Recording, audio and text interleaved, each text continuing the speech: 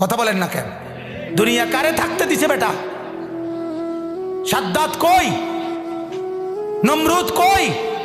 ফেরাউন কই? কারুন কই? পৃথিবীর জালেমরা কই? সম্পদের লুভিরা কই? দুনিয়াদাররা কই? বলো মিয়া, বলো কই? কেউ টিকছে দুনিয়া? কেউ টিকছে? আমরা কিতাবে পড়ছি ভারতের দিল্লির এক বাদশাহ ছিল শের শাহ। শের শাহ 40 বছর একটানা যুদ্ধ করছে এই রাজত্বের জন্য, দিল্লির রাজত্বের জন্য। ওনার বয়স যখন 65, তখন উনি দিল্লির বাদশাহী পুরা পাইছে। সেদিন পাওয়ার পরে একদিন আফসুস করে বলতেছে, হায় দুনিয়া, তুই আমারে যখন ধরা দিলি তখন আমার কবরে যাওয়ার সময় হয়ে গেল। মানে আজ 40 বছর মেহনত কইরা দুনিয়া যখন বাদশাহী নিলাম, তখন আমার কি শুরু হয়ে গেল? কবরে যাওয়ার টাইম।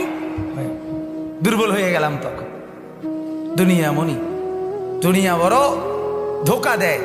সব গুছাইয়া দুনিয়ারে সাজাইবার পরেও, সব ক্লিয়ার হবার পরেও, এ বাড়ি দাড়ি বিল্ডিং টিল্ডিং এর কাম সব গুছাইয়া সারলে আমার বড় ভাইয়ের বিবি, আমার বড় ভাই আলহাজ হযরত মাওলানা মাহবুবুর রহমান আশরাফি, তার বিবি আমার বড় ভাবি, মায়ের মতো যিনি আমগরে আদর করছিলেন, নতুন বিল্ডিং করছে, অনেক কষ্ট করে কোন রকমের রুমডি ঠিকঠাক করে উঠছে।